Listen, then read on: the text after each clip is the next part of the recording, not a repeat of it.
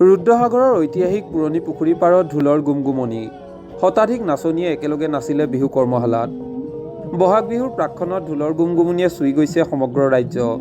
চাৰিওফালে চলিছে বিহুৰ প্ৰস্তুতি।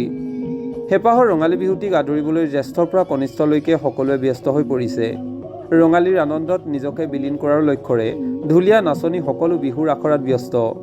ইয়াৰ মাজতে ৰাজ্যৰ ভিন্ন প্ৰান্তৰ সমান্তৰালভাৱে ঐতিহাসিক শিৱসাগৰ জিলাৰ গাঁৱে ভূঞে অনুষ্ঠিত হৈছে বিহু কৰ্মশালা। ঐতিহাসিক শিৱসাগৰৰ ৰুদ্ৰসাগৰ ঐতিহাসিক পুৰণি পুখুৰী পাৰত 7 দিনীয়াকৈ আয়োজন কৰিছে বিহু কৰ্মশালা। ৰঙালী বিহুটিক আদৰিবলৈ সকলো একত্ৰিত হৈছে। সদৌ অসম অনুসূচিত জাতি মহিলা ঐক্য মঞ্চ, কেন্দ্ৰীয় আৰু জিলা সমিতিৰ উদ্যোগত তথা ৰুদ্ৰসাগৰবাসীৰ সহযোগত আয়োজিত বিহু কৰ্মশালাত অগণন প্ৰশিক্ষাৰ্থীয়ে অংশগ্ৰহণ কৰিছে। ঐতিহাসিক শিৱসাগৰ জিলাৰ বিভিন্ন প্ৰান্তৰ পৰা আহি কণ কণ শিশুৰ লগতে যুৱক যুৱতীসকলে অংশগ্ৰহণ কৰিছে এই কৰ্মশালাত। অসমীয়াৰ আকৰ্ষণীয় সংস্কৃতিৰ সৈতে যাতে আমাৰ উঠি অহা প্ৰজন্ম ওতঃপ্ৰোতভাৱে জড়িত হৈ পৰে, সেই উদ্দেশ্যে বিহু কৰ্মশালাৰ জৰিয়তে কণমানিসকলক বিহুৰ প্ৰশিক্ষণ প্ৰদান কৰা দেখা গৈছে। শতাধিক শিক্ষাৰ্থীৰ লগতে অভিভাৱকসকলেও অংশগ্ৰহণ কৰিছে এই কৰ্মশালাত। বিহু নাচ, ঢোল, পেঁপা, বাঁহী বাদনৰ কৰ্মশালা গ্ৰহণ কৰিবলৈ বৰ্তমান সময়ত বেছিভাগ ছাত্ৰ ছাত্ৰীয়ে ইচ্ছা প্ৰকাশ কৰে। আনুষ্ঠানিক শিক্ষা গ্ৰহণ কৰাৰ সমান্তৰালকৈ বৰ্তমান নৱপ্ৰজন্ম অসমীয়া সংস্কৃতিক ধৰি ৰখাৰ ক্ষেত্ৰত দায়বদ্ধতাৰে কাম কৰি গৈছে। আহোম শাসনৰ সময়ৰ পৰা বিহুৰ সৈতে অসমীয়া সমাজৰ লগতে ঐতিহাসিক ৰংপুৰ তথা শিৱসাগৰৰ বিশেষ সম্পৰ্ক আছে আৰু এই শিৱসাগৰতে বৰ্তমান ঢোল পেঁপাৰ শব্দ চাৰিওফালে গুঞ্জৰিত হৈ উঠিছে।